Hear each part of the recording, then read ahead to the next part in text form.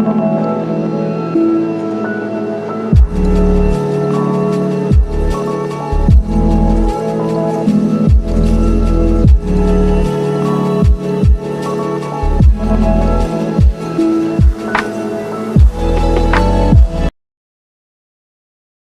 everyone. Welcome back to the Trading Room. I'm Shane Vernier, and this is the U.S. mid-session brief. Today, we're going to do a little bit of a market scan, futures, Forex.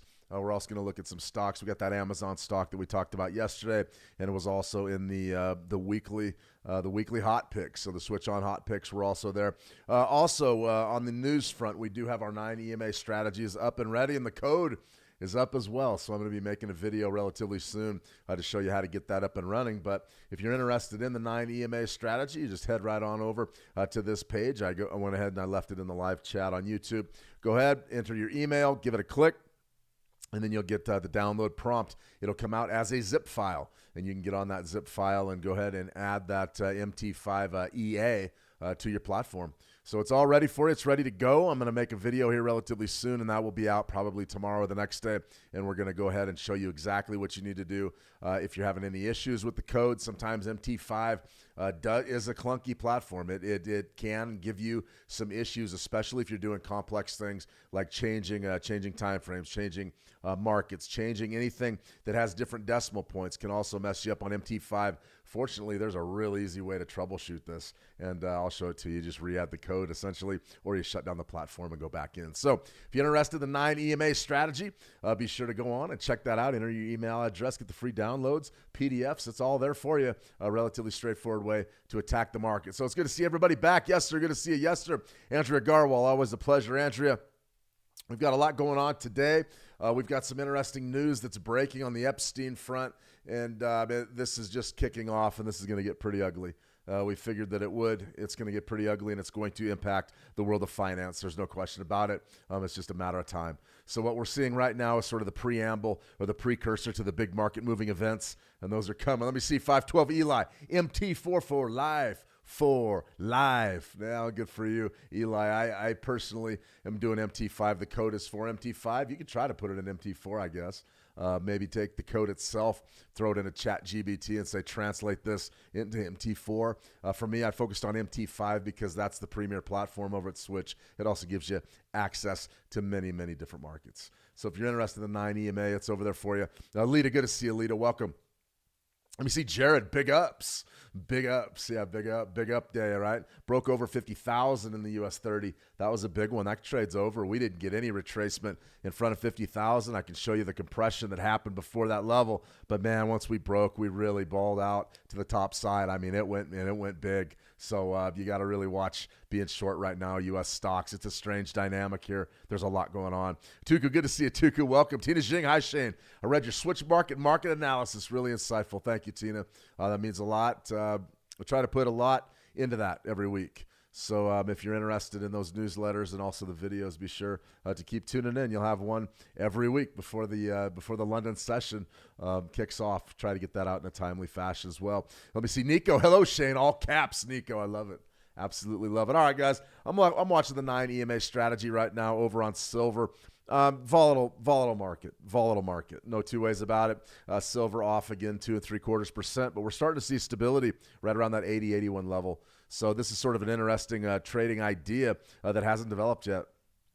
I get a lot of questions on this 9 EMA stuff.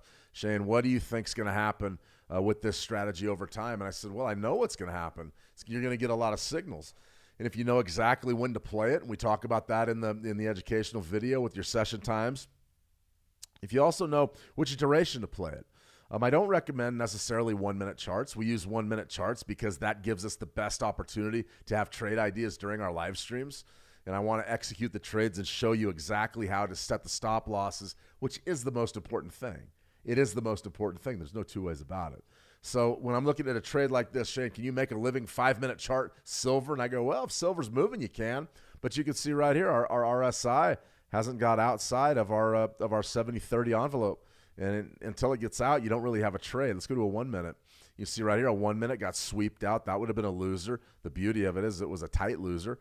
Something like this, though, you didn't get the sell signal on the secondary, and you ended up losing on a sell when you just didn't quite get up to where we needed to be to get another sell signal. So right now what we are doing is we are watching the 1 minute chart. If you're interested in trading it, on the XAG USD, this is silver, and you can see right in this area right here, you're going to be at 27, which is an oversold territory. So you're looking to get a buy here on silver 1 minute chart.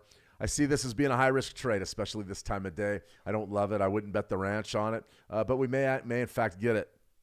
One of the things that I want to show you, many of you are going to download this code and get it up and running right away. So I'm going to go ahead and show you exactly what you need to see, or excuse me, exactly what a real good sort of troubleshooting tip is. Now you'll notice, well, you can't really see them because they're behind my picture here, but your navigator, pull up your navigator, and under your expert advisors, there's a couple of things to do if your EA isn't working.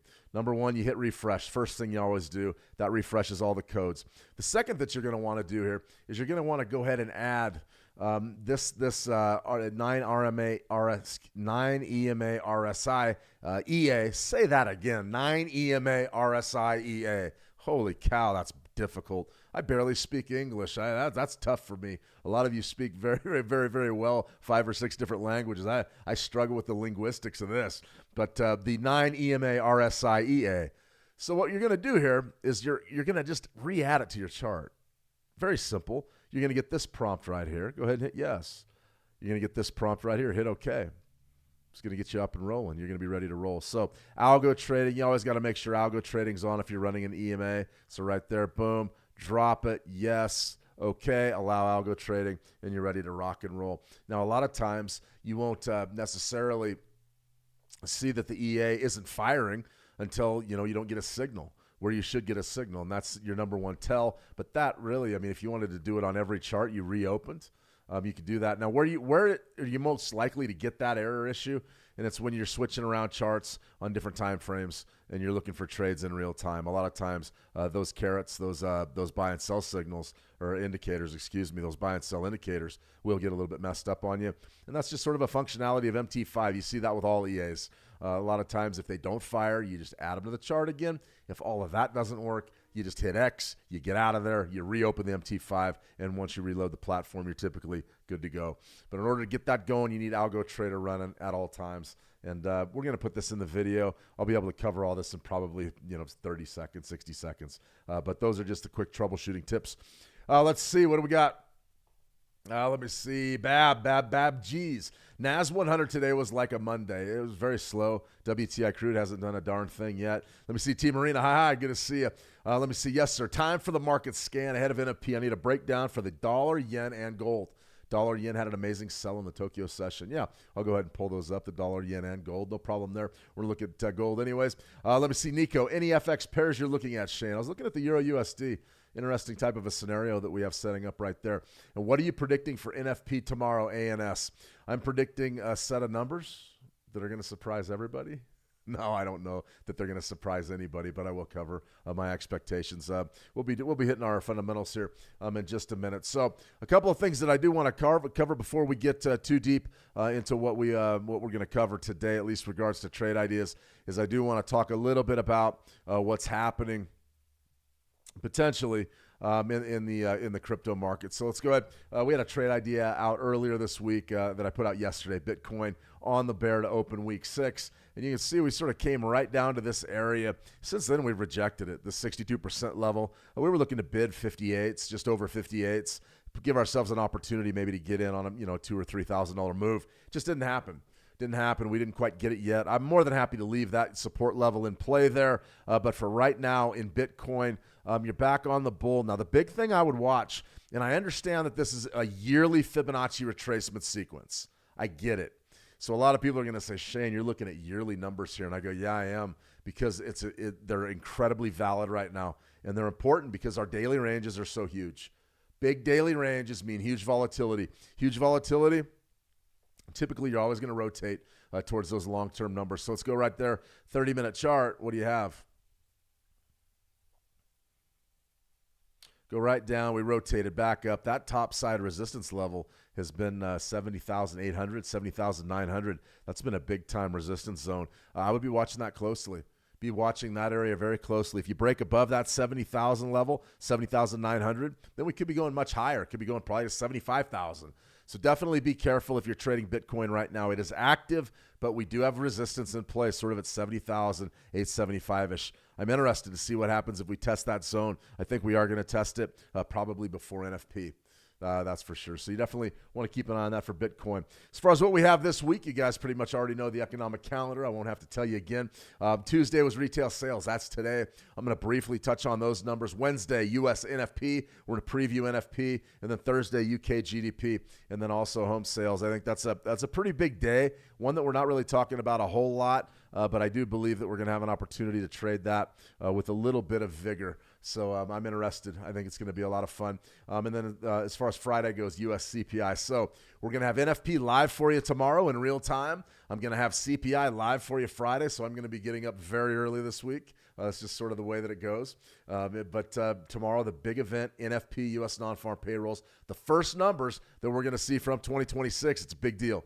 It really is a big deal, so keep an eye on that. This one's interesting here. The U.S. 30 has broken above 50,000. When I look at something like this on a market call, we had a trade idea here. It was just an absolute failure.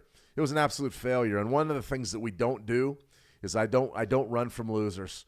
A lot of people that you're going to see online that are going to say, okay, here's my trade idea. They're going to get a loser and they're going to run from it. I'm not going to do that. I'm going to try to figure out why this level didn't work. 50,000, I don't think we're done trading 50,000 yet at all. I think that we are going to be trading this level for quite some time. However, you do have to respect the bullish nature of these markets. Right now, we broke above 50,000 in the Dow, and we're still trading in an incredibly bullish fashion. 50,000 is still a big deal. Now, the shorts, you can't hold the shorts anymore. You had to get out. We talked about the stop loss being pretty much right there at 252, 50,000, 250. There's nothing wrong with that. That's a pretty good trade. This is interesting, though. This is what happened last Friday. We saw really the big run-up and then the close on the bull, which shocked everybody, including me. Usually on a Friday, you do see a pullback and sort of a more neutral settle, and then you gapped up on the open. At this juncture, I really don't know. I really don't know why. I don't have any idea why. Don't know. Don't really care. Just know that's what happened. I'm looking at fundamentals. Maybe the Iran strikes are off the table for now, and that was a bullish market driver for the U.S. 30. Maybe. I think that's grabbing. But you did test 50,000. You got a little bit of short-term compression in here, but we didn't get that pullback we were looking for a couple hundred points. And that right there, frustrating trade, but definitely a loser. No two ways about it. This one lost bad too. Was never really positive. This trade right here, or excuse me, that move took us to 49,823. That was about the maximum you were ever ahead was 100 points, 100 pips. That was not very much. For a level like this, we should have got a minimum of 250 to 500. Didn't get it. That tells us there's not many sellers there, and that's a very, very bullish sign for this market. So 50,000 is long gone here for the U.S. 30. I would be looking to buy pullbacks probably from 50,000 at this juncture. Let's go to a daily chart, and I'll show you what I mean. Now, one thing that we did have outlined, and we sort of got smart to what was going on, was this bullish flag. Now, you probably want to back off on a weekly, and that gives you more of a look at that uptrend, how steep that long-term uptrend was, and then sort of the sideways trade that we saw, really tight trade for 3 weeks, and then a market break up above it, and then break up above 50,000. So this is a tough market to be getting involved with any sort of meaning to the short side, especially with 50,000 gone. So you can see already what's happened today. Very simple read. Pull back, you hit 50,000, and you blew up from there. 50,000 is officially support until proven otherwise. Spike low, there's sort of a spike high. Potentially you could get maybe a pullback from like 49.8, but I doubt you get it. 50,000 really was the big level. So when we're breaking down how to trade an asset, how to trade anything, key levels are important. They're a big deal. If you ignore them, you're sort of doomed to failure over the long term. You'll see things happening with price, and you won't understand why they're happening. Typically, the key levels draw participation to the markets, and that participation is what generates price action, and then we get a run to a different value area. Long talk there. You don't really need to know all that. You just need to know that 50,000 is a big deal. You've traded it 3 days in a row. I would be surprised if we don't trade it for the rest of the week, but then again, I genuinely don't know. This was definitely a chaotic look at a market that we expected to get the compression right there, and we didn't get it. Now, what we could say as well, Shane, this has got compression over the last several weeks on the daily, and then you got the big sweep higher. And what I would argue with that is, well, what was the catalyst? We traded in this phone booth pretty much all of January, and then we broke. So you're saying that we broke above January's high? That was the catalyst? Maybe, but it's thin, especially with a level as big as 50,000. This one, I'm scratching my head. I don't actually get confused very often by price action. Sometimes things go your way, sometimes they don't. I look at that and I really sit there and go, man, what happened? What the heck happened? Don't know.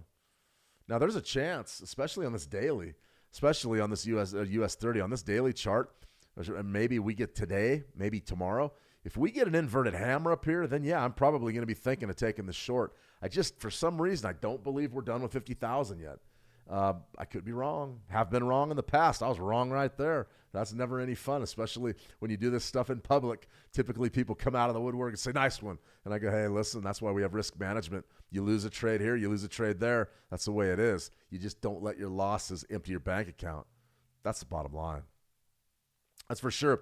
Yeah, we're going to dive into the Forex here in a second and get into our NFP preview. I do want to cover some of the news of the day first, though. ADP employment change weekly. That doesn't mean much to me. The reason why we'll even talk about it is because NFP is tomorrow.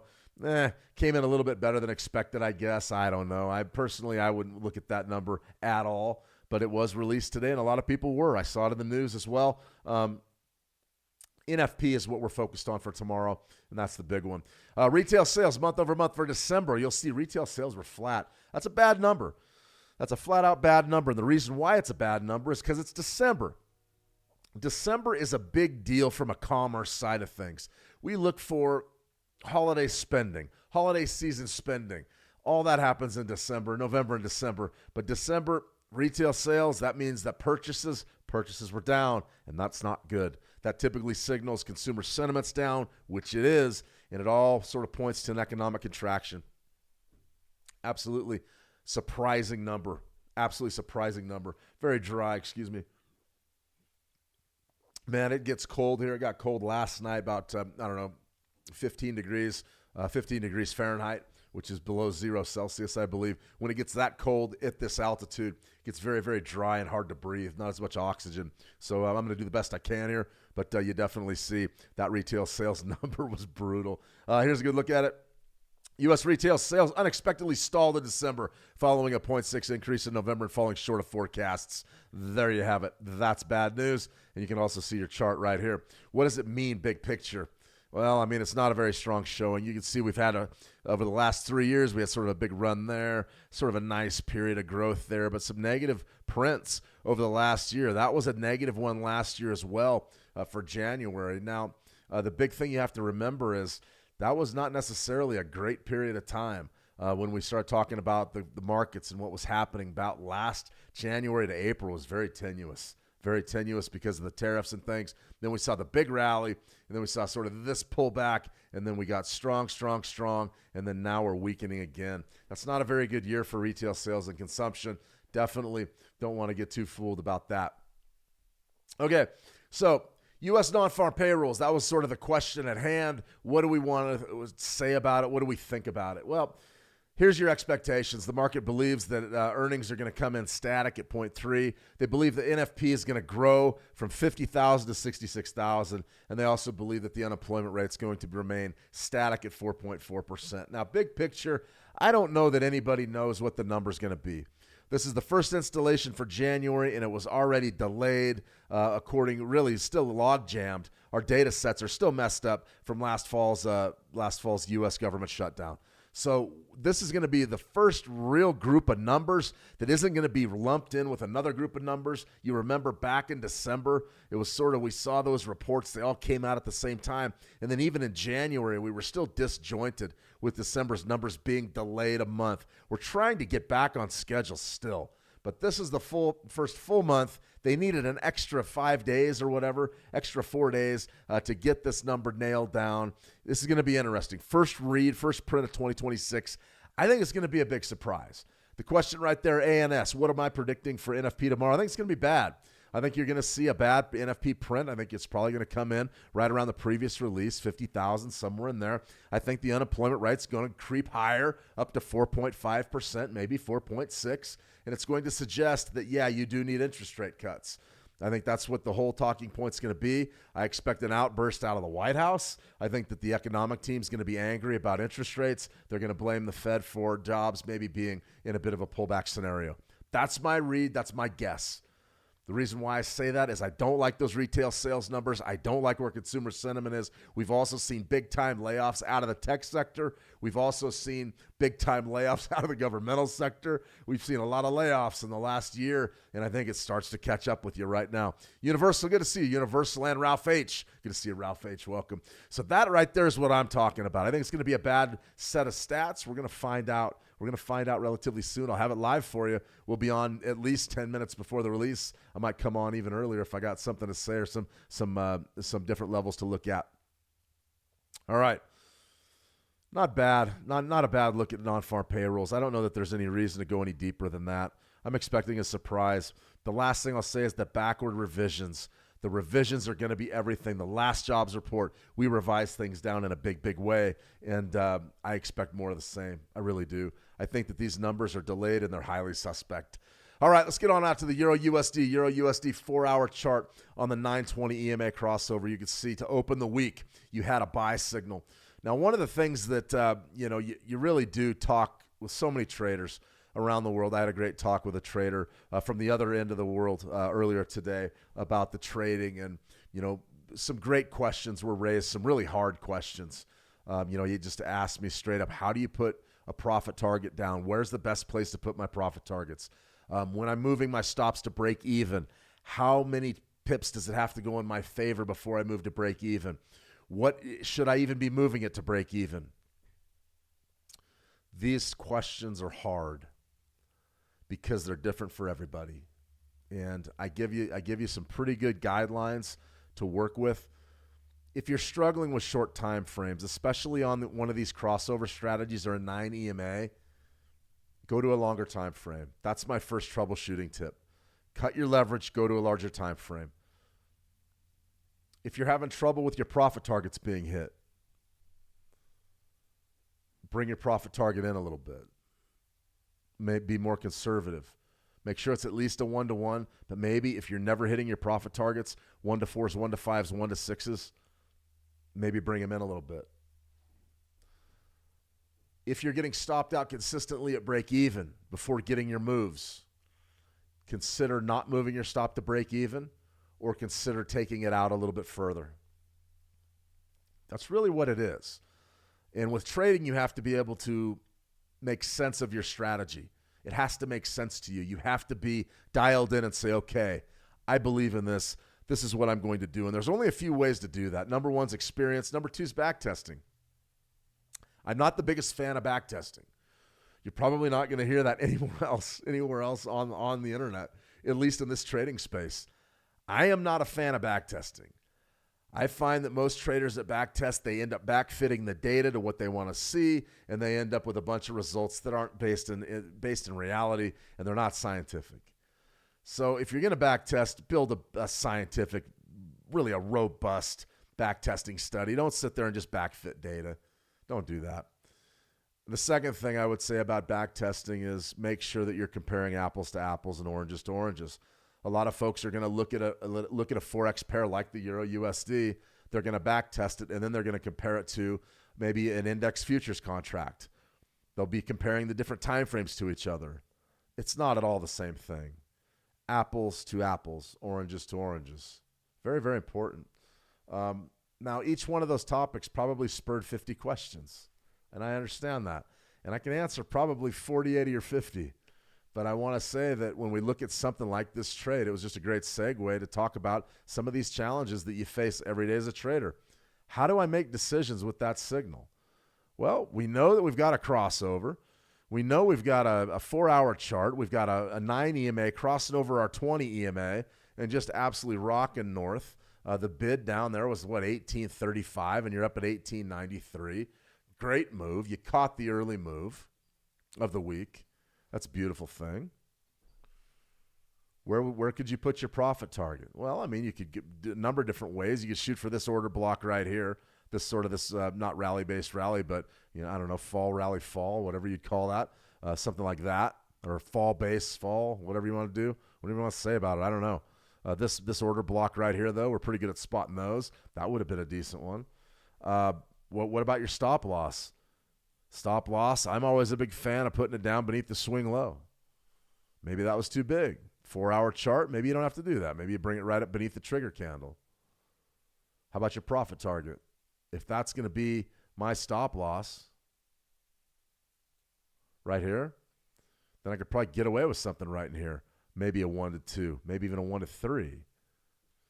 So I always encourage everybody to think about the stop loss first. Build your trade around what you're risking. That will help you. That will help you be in the market for a long, long time. That way the losses never get away from you. They're never bigger than what you can handle. All right. This is going to be a more advanced topic, but I'm going to go ahead and cover it anyways.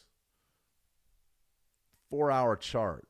A lot of you love the opening range breakout strategy, the orb. Look at that little beauty. Look at that. That's the first 4 hours. That's the second 4 hours. You've got a 920 EMA crossover that corresponds with your orb. 4-hour time frame, guns up. That's tough to beat. All right, we just got a trading signal right here, RSI buy on silver, 1-minute chart. Let's go ahead and execute the trade. So the question right here would become what? Did we get filled? Okay, we're filled. You'll notice that spread was absolutely huge. That's where we got filled right there. Anytime you're trading something like silver and you use a market order, that could be problematic. In any case, we got filled up there. Where are you going to put your stop loss? You got a couple of options. You can put your stop loss right there beneath your trigger bar. That would be a very tight scalp. That's what I would say, a very tight scalp. Or you can put it beneath the swing low and maybe look to take more of a profit. Maybe look to do something like this with a 1.5 to 1. Maybe calling the bottom of the market for this afternoon. Maybe bringing it right in here. Maybe at just a flat 1 to 1. You'll notice how difficult it is when you're dealing with that big spread. So always remember that spreads can absolutely really hurt you. Maybe it's better to enter when this thing pulls back to your 9 EMA. There's a lot of things that you can do with these strategies, and they're all designed to get you thinking.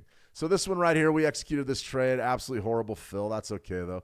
We're not going to worry about it. This right here, I'll go ahead and leave that beneath this swing low. But if you wanted to bring it up and be hyper aggressive, you could do something like that. Just remember that it's going to cut down your possibility of success. You're not going to win as many trades just because you're playing really, really tight. Something like this, though, we'll go ahead and let it bleed against us. We only put on that 10%, a tenth of a lot, and you'll notice that right now we're fighting the pressure. You're off 3 1/3%, and now the market's sort of basing out right around our 9 EMA. Very, very compressed. We're down a few pips, but we're still in the trade. The real question is what do we want to do from here? Well, we got to wait and see exactly how this thing pans out. But that's a good look at execution with all three of those facets. You're looking to get your stop loss down. Okay, we did that. We have options on our stop loss. Let's just go with this basic execution right beneath the swing low. Profit target up here, at least at a 1 to 1, at least. That's going to give us an opportunity maybe to succeed, and then we could go do maybe something like this if we're a little more ambitious, looking for a bigger run. The beauty of it is that the strategy and the code is firing. We know that. We were right here. We were in oversold territory. Within 7 bars, we came back. We got our bid signal, which popped up as our gold bar. And then right here, you're going to get a little bit of price action, and then potentially we'll get a run at our profit target, or we'll get stopped out.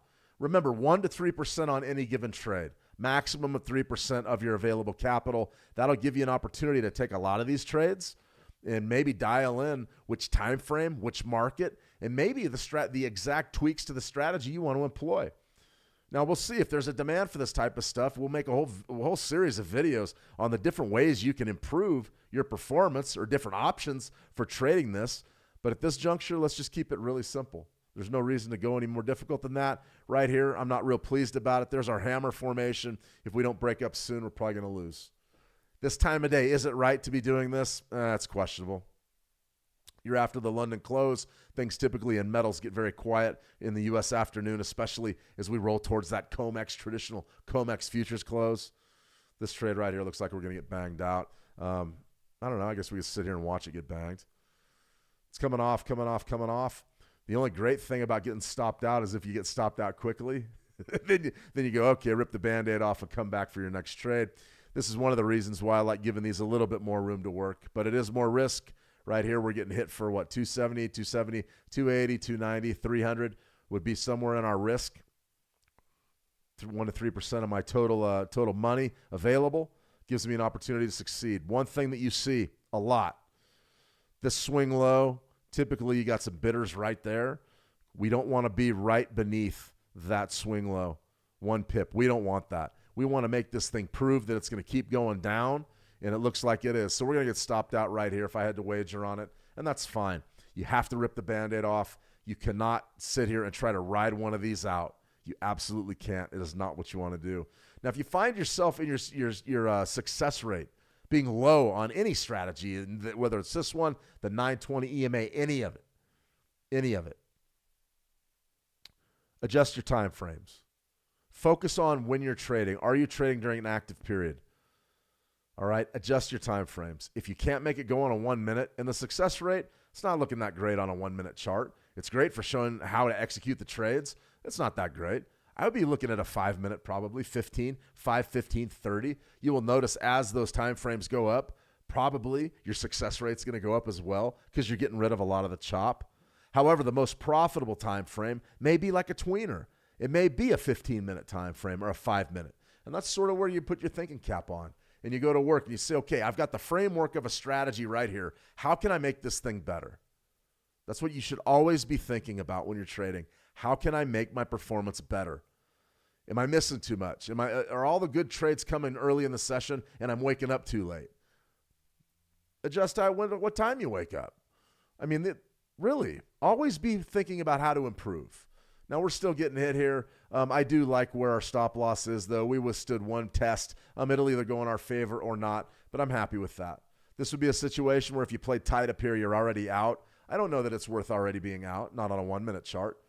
We'll wait and see, though. Trade's still negative. Really hasn't gone positive for us. That spread was a tough one to overcome.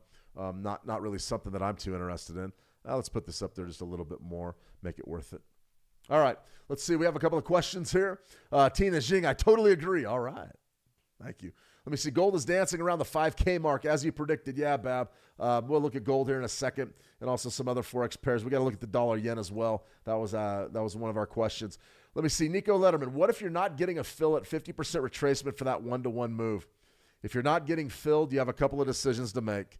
You either let the trade sit there until it gets filled, or you pull it and you find a different entry. For me, usually if I get hit once or twice and I don't get filled, I'm out. I have no desire, because what happens inevitably, it'll come down and your entry point will get hit. Your entry point will get hit, and then what happens? You don't get filled. It goes up and gets your points. It comes back down, and then if you get filled that time and it goes down and it's a loser, it's too hard mentally. So usually if I get hit once and I don't get filled, I pull it. It's not fun, but that's sort of the life we lead as traders, especially intraday traders. You have to figure out what you can handle mentally. For me, it's got to be as easy as possible. I don't like sitting there, not getting filled, and then him-hawing around hoping that I get filled and that the bidders are still there. It means that we needed to be filled that first time, and if it happens too much, I go find another broker. That's the bottom line. Or I start shading my entries a little bit more to make sure that I'm in on the move. Absolutely. Rally-based drop. That's right, Tina. Thank you for reminding me. Rally-based drop. Rally-based drop. Rally-based drop. Got it. That's for sure. Gordon Williams, do you use TradingView? Yes, I do. For my analytics, I use TradingView. This MT5 platform, though, it is offered by Switch. It's the premier platform over there. And I have to tell you, this order entry with the drag and drop functionality, I really like. I mean, I could see myself trading this directly from the charts and managing my trades with the drag and drop on MT5. I could easily see myself doing that. I mean, it's very, very simple. I typically use a trading dome or a depth of market to trade futures, but this is doable. This is doable. It really is. The drag and drop I really like. It's fast. It's easy. I like it. I like it a lot. Okay, dollar yen. We had a question about the dollar yen. Here you can see on the 30-minute chart. This is an absolute, just a textbook look at a market that's plunging. I mean, it really is. And we could say it's an Elliott wave. You know, maybe that's a 1, 2, 3, 4, 5, and then reset. Maybe is that a move back? Not really. It's just getting extended. But a very, very nice formation. Very nice formation. Very uniform. 1, 2, maybe 3, 4, 5. Maybe that's a 1, 2, 3. The bottom line is you're really trending to the bear here. I want to go ahead and see what we have going. What could we be looking to do here with the Japanese yen? There's a lot of things we could do. What do we want to do? Is it tradable? NFP is going to be a big deal. We're going to have to understand that the market's more than likely going to jump all over the place. So you got sort of a spike low to a spike high there with Fibonacci's. 62%, 154 and a quarter was already hit. That one already paid off. So maybe the next level is going to be 153 and a quarter, somewhere down in here. Probably, more than likely. As far as what would we do you want to sell right now? Boy, it is hard not to, isn't it? 4-hour chart. Very nice.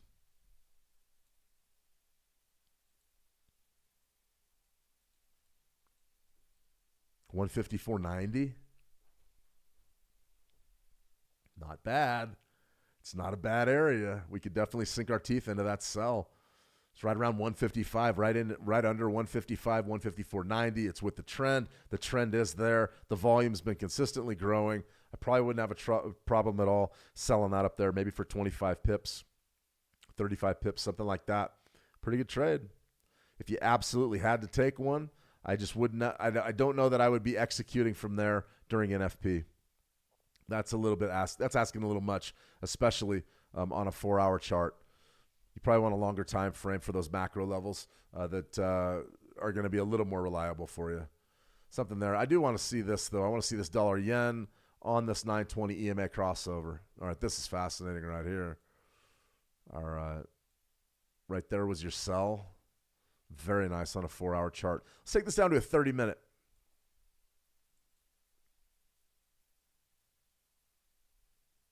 Crushed it right there to open the week. Wow, look at that.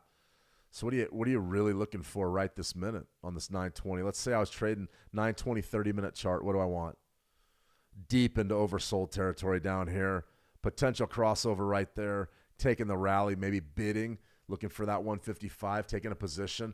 It's not a bad trade. It really isn't. The only question is how does it develop? And do I want to sell rather than buy? I probably would want to sell. I mean, you're off almost 1%. I like my Fibonacci sell better than this crossover, but we can build the case that we should be looking to trade, maybe buy a little swing low and see if we can't get a little money out of this dollar yen. Big picture, though, still fairly bullish, or excuse me, still fairly bearish. I can't speak today. It's still fairly bearish. And what I would be looking for is at one of those macro levels going into NFP. We know the dollar yen's going to be a mover and a shaker. We know it. So this will be probably one of the pairs we focus on tomorrow. All right, I did have a question on gold as well. Gold trading 5,000, absolutely, and it's an absolutely good observation. BABG's 50%, right around 5. What happened today? 15-minute chart. There it is. Really been testing this area, but really going back to sort of that mid-London session right here when volume really starts coming into the gold market. Look at that. Nice test of that zone. Beautiful bounce. Look at that one. Early U.S. session, about an hour in. Nice test of that zone. Great bounce. Do we take 5,000 again today? Probably could. You probably could get away with it. Right now, bullish, sort of slow from what we've been seeing in gold. But I think that's a pretty good level, 5,000. One question I did get earlier today when I was speaking with this trader, he may be watching now, asking me about support and resistance levels. This support zone has been pretty good. Just remember, as it gets tested over time, eventually it will break. And when it breaks, you're going lower. No question about it. The more times that this area is tested, the greater chance it has to lose its efficacy. Believe it. First couple times it gets hit, it's probably pretty good. Third, fourth, fifth, sixth time, your odds go up of it breaking and not holding every single time it's hit. So I like the first and the second time through. For me, first and the second time through. Third, fourth, fifth, not really interested. Odds are a lot of those bidders that have defended this level are probably exhausted, and that could be a real problem. Okay, let me see. John Charles, good to see you, John. Silver on the 15-minute looks like it broke below the 80-87 support range. Isn't that concerning?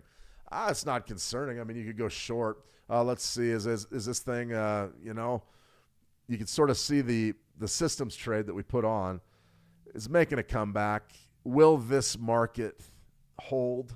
Will silver hold and rally? I don't know. All we do know is we know where we have to get out of the market. We've got our stop loss dialed in. We know that we're looking for a move. Maybe we get a rally up here. I mean, you could probably take it up there at this point and try to get a runner at almost what a 1 to 2, 1 to 2.5, something like that. I don't have a problem with that. But am I worried about the downside of silver? Well, I do know that we're fighting a trend. I know that we're off 3.12% today, and that's a problem. If we're taking a long trade based on a short time frame, that's a problem. However, if we are correct, then we may be onto something. So let's go ahead and take a look at what you mean. 15-minute chart. Silver has broke support at 87. 80.87.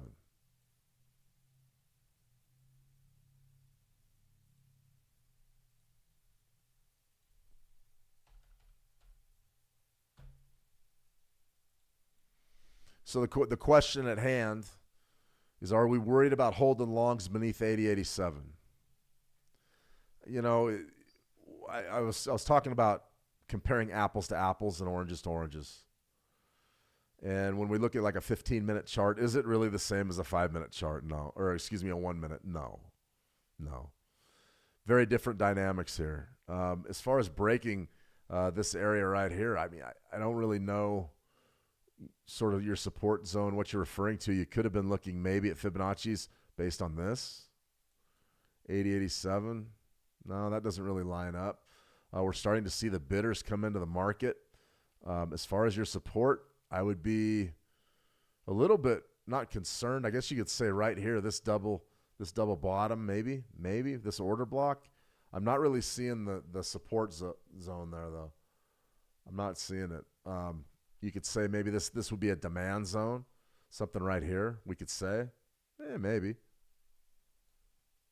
For me, that's not really a factor in how I would trade this today. Just my opinion. I would see this as more. I'm not going to argue that it's not a downtrend. Boom, boom. Now what are we doing? Are we getting ready to extend lower? It's possible. What really is going to determine the fate of this trade is if you get sort of that bounce right up in here, maybe even back to that 87 level, 87. I mean, that may in fact pay us off 81.46. That's more of a risk. But if we wanted to build on that order block, it's going to be a tough one. You could be right. For me, I don't know that that's huge support there though. Definitely a downtrend though. No two ways about it. No way to sugarcoat that in silver. I mean, we're definitely coming off. All right, everybody, I'm going to go ahead and sign off for right now. We're going to be streaming a lot this week. I got a lot to prepare the rest of the day. Tomorrow, bright and early, we're going to be in the saddle for NFP Live. You're absolutely welcome, John. We're going to be in the saddle for NFP Live. I think it's going to be a fun session.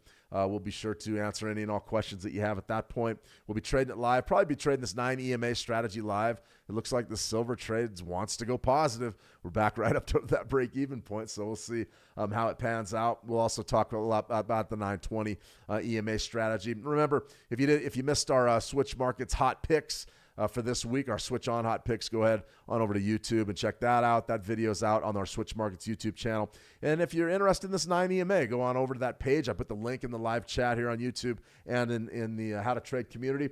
Go ahead and check that out. If you're interested in a private dialogue with me, I like to make time at least once or twice a day to answer any and all questions that I get over at the How to Trade channel. So go on over to howtotrade.com. Get yourself a free account. Click on my picture, send me a private message, and say, hey, how you doing? All right, guys, that's a wrap for today. Hopefully tomorrow will be a little bit better. It'll be a little easier to breathe. It's a challenge here today. Very cold, and this air, we're above a mile high in altitude from sea level, so there's not a whole lot of oxygen at this elevation. All right, guys, you have a fantastic trading day. Thank you for joining me. It's going to be fun tomorrow. Join me for NFP Live. We'll get you some key levels. We'll talk about what we should be looking for and see if we can spot a few trade ideas, maybe even scalp a few bucks. Have a fantastic trading day. Trade the action well, and we'll talk soon. See ya.